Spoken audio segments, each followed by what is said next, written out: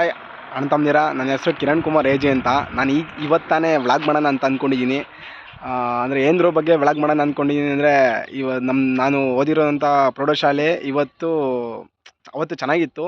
ಇವತ್ತು ವ್ಯವಸ್ಥೆ ಫುಲ್ಲು ಕೆಟ್ಟೋಗ್ಬಿಟ್ಟಿದೆ. ಆ ಶಾಲೆ ಯಾವ ಮಟ್ಟಕ್ಕೆ ಹದ್ಗೆಟ್ಟೋಗ್ಬಿಟ್ಟಿದೆ, ಎಷ್ಟು ಹದ್ಗೆಟ್ಟೋಗ್ಬಿಟ್ಟಿದೆ ಅಂತ ತೋರಿಸೋಣ ನಿಮ್ಗೆಲ್ಲರಿಗೂ ಅಂತ ವಿಡಿಯೋ ಮಾಡ್ತಾಯಿದ್ದೀನಿ. ಬನ್ನಿ ನೋಡಿ ನಮ್ಮದು ಶಾಲೆ ಹೇಗಿದೆ ಇವಾಗ ಅಂತ. ಆವಾಗ ಯಾವ ಥರ ಇತ್ತು ಅಂತ ತೋರ್ಸೋಕ್ಕಾಗಲ್ಲ, ಅದಕ್ಕೋಸ್ಕರ ಇವಾಗ ಯಾವ ಥರ ಇದೆ ಅಂತ ತೋರಿಸ್ತೀನಿ. ಬನ್ನಿ ನೋಡೋಣ. ಇದೇ ನೋಡ್ರಿ ನಮ್ಮ ಶಾಲೆಯ ಗೇಟು. ಅದಕ್ಕೆ ಬೀಗನೇ ಇಲ್ಲ. ಮೊದಲು ಬೀಗ ಇತ್ತು, ಇವಾಗ ಫುಲ್ಲು ಫ್ರೀ. ಎಲ್ಲರಿಗೂ ಯಾರು ಬೇಕಾದರೂ ಹೋಗ್ಬೋದು, ಯಾರು ಬೇಕಾದರೂ ನುಗ್ಬೋದು, ಯಾರು ಬೇಕಾದರೂ ತೆಗಿಬೋದು, ಆ ಥರ ಆಗ್ಬಿಟ್ಟಿದೆ. ಇದು ಬಂದ್ಬಿಟ್ಟು ಶಾಲೆ, ಇದು ಅನ್ನದಾಸೋಹ ಅಂದರೆ ಅಡುಗೆ ಮನೆ, ಅಡುಗೆ ಕೊಠಡಿ. ಅಡುಗೆ ಮಾಡ್ತಿದ್ದು ಇಲ್ಲೇ. ಇದೊಂದು ಚೆನ್ನಾಗಿದೆ ಅಷ್ಟೇ. ಇದೆಲ್ಲ ಕ್ಲಾಸ್ ರೂಮ್ಗಳು. ಇದು ಲೇಟೆಸ್ಟಾಗಿ ಕಟ್ಸಿರೋದ್ರಿಂದ, ಅಂದರೆ ಈಗ ಸ್ವಲ್ಪ ವರ್ಷದಲ್ಲಿ ಕಟ್ಸಿರೋದ್ರಿಂದ ಇದು ಸ್ವಲ್ಪ ಚೆನ್ನಾಗಿದೆ. ಆಮೇಲೆ ಇದು ಬಂದ್ಬಿಟ್ಟು, ಇದು ಶಾಲೆ ಓಪನ್ ಆಗಿರೋದು ಬಂದ್ಬಿಟ್ಟು 1979ರಲ್ಲಿ ಡಾಕ್ಟರ್ ಬಿ ಆರ್ ಅಂಬೇಡ್ಕರ್ ಗ್ರಾಮಾಂತರ ಪ್ರೌಢಶಾಲೆ ಅಂತ ಓಪನ್ ಆಗಿದೆ. ಇದು ಬಂದ್ಬಿಟ್ಟು ಇಲ್ಲಿ ಯಾವ್ಯಾವ ತರಗತಿ ಇದ್ವು ಅಂದರೆ 8, 9, 10 ತರಗತಿಗಳಲ್ಲಿ ಇದ್ವಲ್ಲಿ ಇದು ಬಂದ್ಬಿಟ್ಟು 10. ಆ ಕಡೆ ಇದು ಬಂದ್ಬಿಟ್ಟು 10. ನೋಡಿ ಕಿಟಕಿ ಯಾವ ಥರ ಓಪನ್ ಇದೆ, ಅಂದರೆ ಯಾವ ಥರ ಇದಿದೆ. ಒಳಗಡೆ ಎಲ್ಲ ನೋಡಿ ಸೀಲ್ ಬಿಟ್ಕೊಂಡಿರೋದು ನೋಡಿ. ಒಳಗಡೆ ಎಲ್ಲ ಫುಲ್ಲು ಇದಾಗಿದೆ ನೋಡಿ. ಆ ಕಡೆಯೂ ಕಿಟಕಿ ಓಪನ್ ಆಗಿದೆ, ಅಂದರೆ ಎಲ್ಲ ಕಿತ್ತೋಗ್ಬಿಟ್ಟಿದೆ.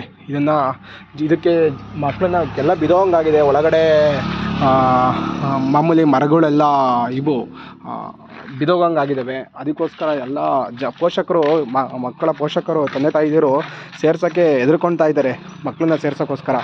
ಅದಕ್ಕೆ ನಾವಿದ್ದಾಗ ಈ 3 ತರಗತಿಗಳು ಸೇರಿ ಒಂದು 100 ಚಿಲ್ಲರೆ ಇದ್ವು.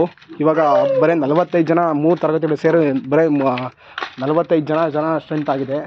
ತುಂಬ ಕಮ್ಮಿ ಸ್ಟ್ರೆಂತ್ ಆಗಿದೆ. ಅದಕ್ಕೋಸ್ಕರ ಈ ಸ್ಕೂಲ್ನ ಮುಚ್ಚೋಕ್ಕೆ ಇದು ಟ್ರೈ ಮಾಡ್ತಿದ್ದಾರೆ, ಮುಚ್ಚಬೇಕು ಅಂತ ಅಂದ್ಕೊಂಡಿದ್ದಾರೆ. ಅದಕ್ಕೋಸ್ಕರ ಈ ಶಾಲೆನ ಮುಚ್ಚಬಾರ್ದು ಅನ್ನೋದೊಂದು ನಮಗೆ, ಮುಚ್ಚಬಾರ್ದು ಅಂತ. ಯಾಕಂದರೆ ನೋಡಿ ಇಷ್ಟಿದು ಶಾಲೆಗಳದ್ದು ಗಂಡು ಮಕ್ಕಳು ಶೌಚಾಲಯ ನೋಡಿ. ಗಂಡು ಮಕ್ಕಳು ಶೌಚಾಲಯ ಇಲ್ಲವೇ ಇಲ್ಲ ನಮಗೂ ಇರಲಿಲ್ಲ, ಅವಾಗಲೂ ಇರಲಿಲ್ಲ, ಇವಾಗಲೂ ಇಲ್ಲ.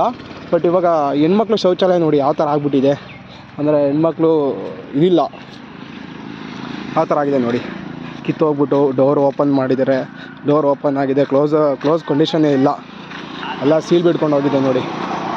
ಯಾವ್ಯಾವ ಥರ ಸೀಲ್ ಬಿಡ್ಕೊಂಡು ಹೋಗಿದೆ, ಆ ಥರ ನೋಡಿ. ಸೀಲ್ ಯಾವ ಥರ ಬಿಟ್ಟಿದೆ, ಯಾವ ಥರ ಸೀಲ್ ಬಿಟ್ಟಿದೆ ನೋಡಿ. ಯಾವ ಥರ ಸೀಲು, ಯಾವ ಥರ ಬಿಟ್ಟಿದೆ,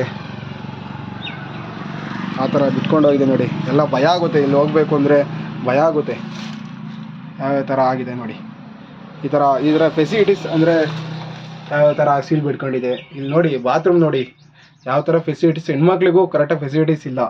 ಇದನ್ನು ಸ್ವಲ್ಪ ಇದು ಸರ್ಕಾರದ್ದು ಅಲ್ಲ, ಇದು ಶಾಲೆ ಸರ್ಕಾರದ್ದು ಆಗಿಲ್ಲ. ಇದು ಸರ್ಕಾರದ್ದು ಆಗಿದ್ದರೆ ಏನಾದರೂ ಒಂದು ಸರ್ಕಾರದವರು ಏನಾದರೂ ಒಂದು ಮಾಡ್ಬೋದಾಗಿತ್ತು, ಸರ್ಕಾರದವ್ರ ಮೇಲೆ ಏನಾದರೂ ಕೇಳ್ಬೋದಾಗಿತ್ತು. ಇದು ಸಂಸ್ಥೆಯವರ, ಇದು ಒಂದು ಡಾಕ್ಟರ್ ಬಿ ಆರ್ ಅಂಬೇಡ್ಕರ್ ಅವರ ಸಂಸ್ಥೆ, ಒಬ್ಬರು ಸಂಸ್ಥಾಪಕರಿದ್ದಾರೆ. ಅವ್ರ ಸಂಸ್ಥೆ ಮಾಡಿಕೊಂಡು ಅವರು ಯಾಕೋ ಇದ್ರ ಬಗ್ಗೆ ಗಮನ ಹರಿಸ್ತಾ ಇಲ್ಲ. ಗೊತ್ತಿದೆ ಅಂತ ಎಲ್ಲ ಮೀಟಿಂಗ್ ಎಲ್ಲ ಆಗಿದೆ, ಆದರೂ ಇವರು ಯಾಕೋ ಗಮನ ಹರಿಸ್ತಾ ಇಲ್ಲ. ಈ ಶಾಲೆನ ಮುಚ್ಚೋ ಪರಿಸ್ಥಿತಿ ಬಂದುಬಿಟ್ಟಿದೆ. ಮುಚ್ಚಬಾರ್ದು ಅಂತ ನಮಗೂ ಆ ಪುಟ್ಟ ಆಸೆ ಇದೆ. ಯಾಕಂದರೆ ನಾವು ಇದೇ ಶಾಲೆಯಲ್ಲಿ ಓದಿರೋದ್ರಿಂದ ನಮಗೆ ಮುಚ್ಚಬಾರ್ದು ಅಂತ ಆಸೆ. ಯಾಕಂದರೆ ಇದು ಅಯೋಧ್ಯೆಯಲ್ಲಿ ಶ್ರೀರಾಮ ಹೇಗೋ ವಿದ್ಯೆಯಲ್ಲಿ ಜೈ ಭೀಮ, ಹಾಗೆ ಅದೇ ಭೀಮನ ಹೆಸರಿನಲ್ಲಿ ಒಂದು ಶಾಲೆ ಇದೆ ಅಂದರೆ ಆ ಶಾಲೆ ಯಾವುದೇ ಕಾರಣಕ್ಕೂ ಮುಚ್ಚಬಾರ್ದು. ಯಾಕಂದರೆ ಅಯೋಧ್ಯೆಯಲ್ಲಿ ರಾಮ ಮಂದಿರನ ಮುಚ್ಚಿದ್ರೆ ಹೇಗಿರುತ್ತೋ, ಈಗ ಭೀಮ ಅನ್ನೋ ಹೆಸರಲ್ಲಿ ವಿದ್ಯಾಲಯನ ಮುಚ್ಚಿದ್ರೆ ಹಾಗೇ ಇರುತ್ತೆ ಫ್ರೆಂಡ್ಸ್. ದಯವಿಟ್ಟು ನನ್ನಲ್ಲಿ ಏನಾದರೂ ತಪ್ಪಿದರೆ ಕ್ಷಮಿಸ್ಬಿಡಿ. ನಾನು ಏನಾದರೂ ಹೇಳೋದ್ರಲ್ಲಿ ತಪ್ಪಿದರೆ ಕ್ಷಮಿಸಿ ದಯವಿಟ್ಟು. ಯಾಕಂದರೆ ಈ ಶಾಲೆನ ಮುಚ್ಚಿದ್ರೆ ತುಂಬ ಕಷ್ಟ ಆಗುತ್ತೆ. ಯಾಕಂದರೆ ಈ ಸುತ್ತಮುತ್ತ 5-6 ಕಿಲೋಮೀಟ್ರು ಊರು ಇದೇ ನಮ್ಮೂರೇ ಬಂದ್ಬಿಟ್ಟು, ಇದೇ ಊರು ಬಂದ್ಬಿಟ್ಟು ದೊಡ್ಡೂರು, 1 ವರ್ಷ ಗ್ರಾಮ ಇರೋ ಊರು ಇದು ಸುತ್ತಮುತ್ತ 5-6 ಕಿಲೋಮೀಟ್ರದಲ್ಲಿ ಯಾವುದು ಶಾಲೆಗಳು ಇಲ್ಲ, ಪ್ರೌಢಶಾಲೆ ಯಾವುದೂ ಇಲ್ಲ. ಎಲ್ಲರೂ ಇದನ್ನೇ ಇಲ್ಲಿಗೆ ಬರ್ತಿದ್ರು. ಇವಾಗ ಭಯ ಆಗಿಬಿಟ್ಟಿದೆ, ಅಂದರೆ ಸ್ಕೂಲ್ ಬಿದ್ದೋಗುತ್ತೆ ಅನ್ನೋ ಭಯ, ಸ್ಟ್ರೆಂತು ಕಮ್ಮಿ ಆಗಿಬಿಟ್ಟಿದೆ. ಆಮೇಲೆ ಟೀಚರ್ಸು ಕಮ್ಮಿ ಇದ್ದಾರೆ, ಇಬ್ಬರು ಟೀಚರ್ಸ್ ಇದ್ದಾರೆ. ಅಂದರೆ 8 ಸಬ್ಜೆಕ್ಟಿಗೆ ವೃತ್ತಿ ಶಿಕ್ಷಣ ದೈಹಿಕ ಶಿಕ್ಷಣ ಪ್ಲಸ್ ಆ್ಯಡ್ ಆಗುತ್ತೆ ಇಲ್ಲಿ ಎರಡೂ ವೃತ್ತಿ ಶಿಕ್ಷಣ ದೈಹಿಕ ಶಿಕ್ಷಣ ಎರಡೂ ಇರುತ್ತೆ. ಅದರಿಂದ ಆ್ಯಡ್ ಆಗೋದ್ರಿಂದ 8 ಸಬ್ಜೆಕ್ಟ್ ಆಗ್ತವೆ. ಅದಕ್ಕೋಸ್ಕರ ಇಬ್ಬರು ಟೀಚರ್ಸ್ಗಳು ಇಷ್ಟೆಲ್ಲ ಫಸ್ಟು ನಾವಿದ್ದಾಗ 8 ಶಿಕ್ಷಕರಿದ್ದರು. ಈಗ ಶಿಕ್ಷಕರು ಎಲ್ಲ ಕಮ್ಮಿ ಆಗಿಬಿಟ್ಟಿದ್ದಾರೆ. ಇದನ್ನು ಅಚ್ಚುಕಟ್ಟಾಗಿ ಅಂದರೆ ಇದನ್ನು ಮಾಡ್ತಾ ಇಲ್ಲ. ದಯವಿಟ್ಟು ಇದನ್ನು ಸಂಸ್ಥಾಪಕರಿಗೆ ತಲುಪಿಸೋಂಗೆ ಈ ವಿಡಿಯೋ ತಲುಪಿಸೋಂಗೆ ಶೇರ್ ಮಾಡಿ, ಸಬ್ಸ್ಕ್ರೈಬ್ ಮಾಡಿ, ದಯವಿಟ್ಟು ಸಪೋರ್ಟ್ ಮಾಡಿ. ಜೈ ಭೀಮ್, ಜೈ ಕರ್ನಾಟಕ ಮಾತೆ.